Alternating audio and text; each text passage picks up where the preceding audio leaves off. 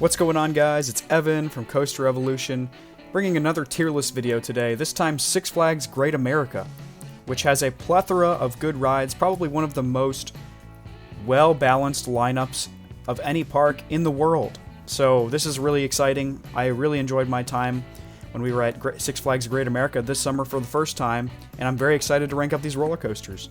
So I hope you're having a great day, because I sure am. It doesn't get much better than ranking roller coasters. I absolutely love it.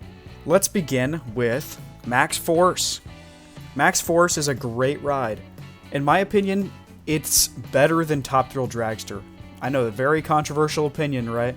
But it's my opinion. You're allowed to have your opinion. That's totally fine. It's more exciting when people have different opinions, and that's mine. So, Max Force, it's basically just as intense as Dragster's launch. It's not as long or lengthy. Obviously, you're not going as fast, but that acceleration is incredible. You know, it's the fastest accelerating coaster in North America, so it's definitely really cool for that. And it's also not really a one-trick pony. It has like one of the fastest inversions in the world too, I think. The way it takes that 0G roll really quickly. So it doesn't feel like as much of a one-trick pony as Top Thrill Dragster, despite it being just as short of a ride.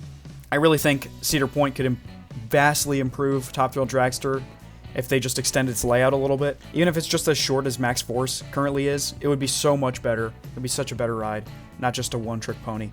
But yeah, Max Force, great ride, which the SNS air launch coasters always seem to have some problems and some issues, so ride it early if you see it open when you're there. Up next, the Dark Knight coaster. This one is okay. You know, it's not that great. It's a Wild Mouse.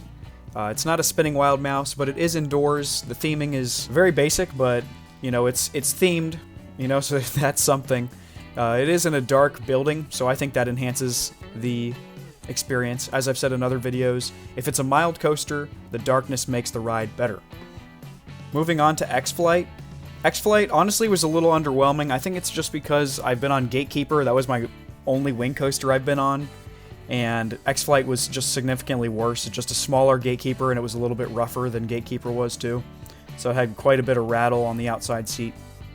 But, you know, it's pretty good. There's nothing too special about it. Honestly, I'm going to throw it up in the great tier. It wasn't bad. Not at all. So it's a solid 8 out of 10 ride. Definitely adds a lot to the lineup here at Six Flags Great America. They were only running one train while I was there, so the operations were really slow and the line was very slow. But other than that, X-Flight was a really good ride. Let's go over to the Joker.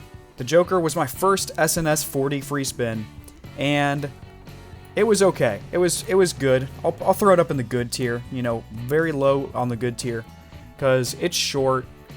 It's nothing too special. Had a couple of crazy flips.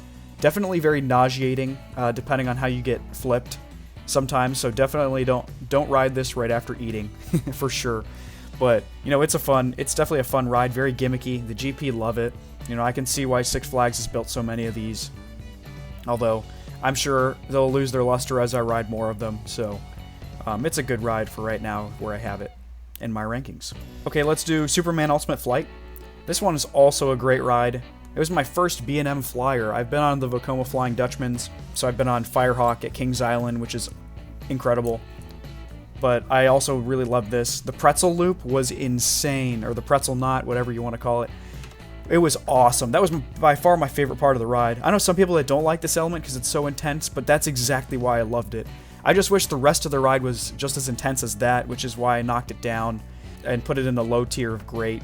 It's really fun, and it's a cool sensation to feel like you're actually flying, but, you know, the intensity doesn't keep up the whole ride, which makes sense. It's a flyer, but, you know, that's where I'm going to put it.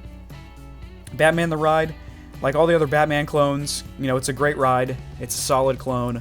I don't get tired of riding these. It's very intense, so I'm going to put it in the great tier. Not much else to say about Batman. The theming's alright. The building gets pretty hot in the summertime if you're there. This ride actually garners a pretty long line. A lot of people love this ride, and I can see why. It's an awesome one, and it's very centrally located in the park. So yeah, Batman, awesome ride. I think this is Vertical Velocity, right? V2? V squared?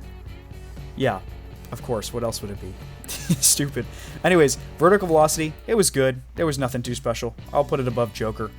You know, it's just a lamer version of Wicked Twister. Very much one-trick pony in my opinion. GP like it, but I'm not a huge fan of the Ultimate Impulse coasters. Just not my cup of tea. Nothing too exciting in my opinion. So we'll put it in the good tier. It's not a bad ride. It's better. It's above average, I would say. You know, it's very... No, I would say it's average. Little Dipper. Let's get this one out of the way. It's a kiddie coaster. I didn't ride it. I haven't ridden it. It's also a kiddie coaster, so probably go in the okay category. Because I feel bad rating kiddie coasters as bad, just because they're not marketed for me, so... And I understand that, so... I'm not going to put it in the bad tier. I also haven't ridden it, so I'm going to keep it in there. But what is bad is Demon.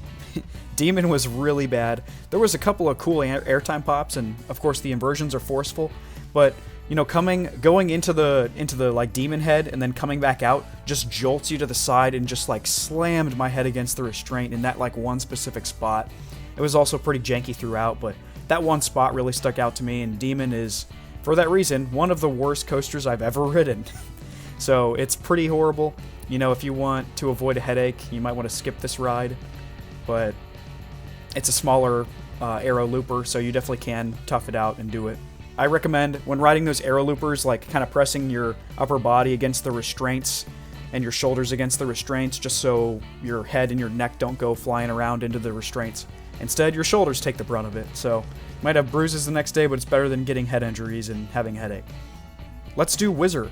Whizzer was under maintenance when I was there, so I haven't ridden it, but it'd probably be in the good category. You know, it's an old Schwarzkopf, which I have never been on a Schwarzkopf, and I was really looking forward to get on one, but it wasn't meant to be, so it'll have to wait for another day.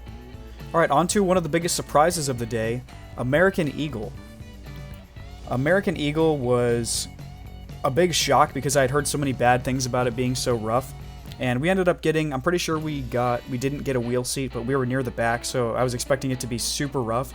And it was rough. You know, it had a lot of jackhammering, but it honestly wasn't that bad. It wasn't too bad, and I had a ton of space between the lap bar, so I got a ton of airtime, which is so surprising for an old Woody like this. An old Intamin Woody, nonetheless. So I'm going to put it above Vertical Velocity. It might be a bit of a shock, but I really did enjoy it.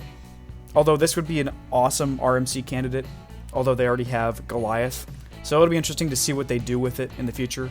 I've heard they need to decide soon because it's reaching the end of its service life, whether they need to replace the trains, you know, retrack the entire ride, or address the structure, whether they're going to tear it down or RMC it. I'm not sure, but I wouldn't be surprised if they tear it down just because of the state of Six Flags currently with the current management. But anyways, we're going to move on. What is this coaster?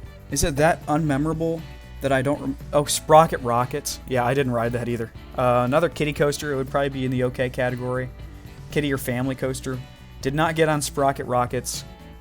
We were running low on time and had to get all the other credits, so it was tough to get all the credits in one day, so I think this is why we didn't get on Sprocket Rockets.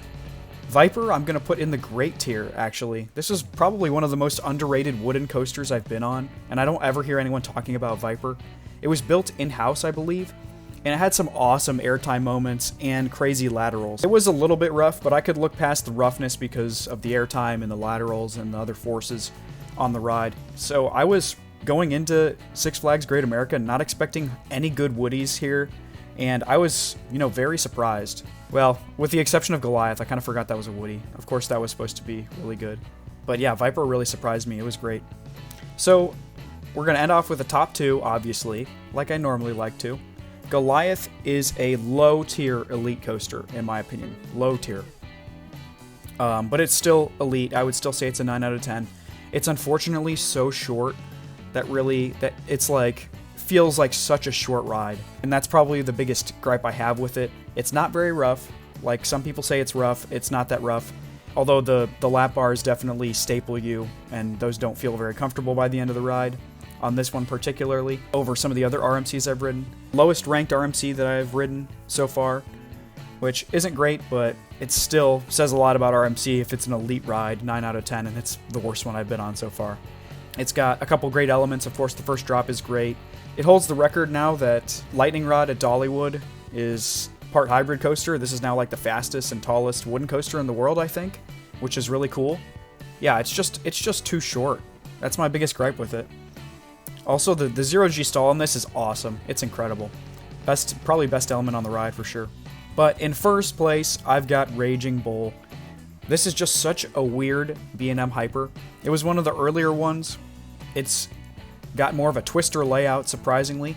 It's not just airtime hill after airtime hill, which are fun, of course. But it was cool to ride one that had a bit of a different layout. And Raging Bull was the longest ride in the park by far. Like every other ride, one thing that stuck out to me while being at Six Flags Great America was that every ride at this park is so short.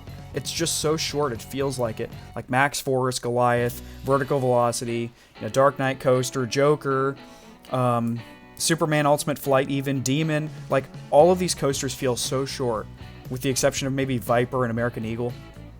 So Raging Bull was kind of a breath of fresh air, and also rode it at the end of the day.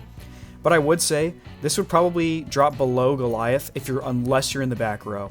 Like, we waited specifically for the back row because that first drop is so full of ejector airtime when you're in the back row.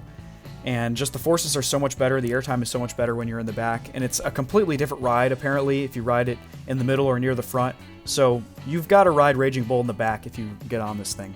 So just throwing these coasters where I think I'd put them, I'd probably put it in okay. We would probably put Whizzer in good somewhere. And then Sprocket Rockets, it's whatever. It's probably be an okay as well.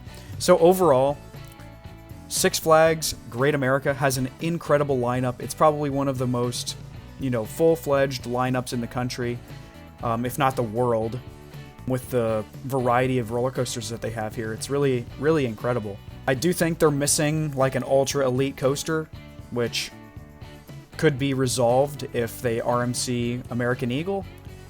I don't see them doing that because Goliath's also in the same park, and of course with the state of Six Flags, they probably won't be getting any rides anytime soon, which is unfortunate. But again, great collection of rides here. Would highly recommend visiting. It is a Six Flags park, so the operations aren't going to be the best. The aesthetics aren't going to be the best. But hey, the rides are great, and that's what I care about the most.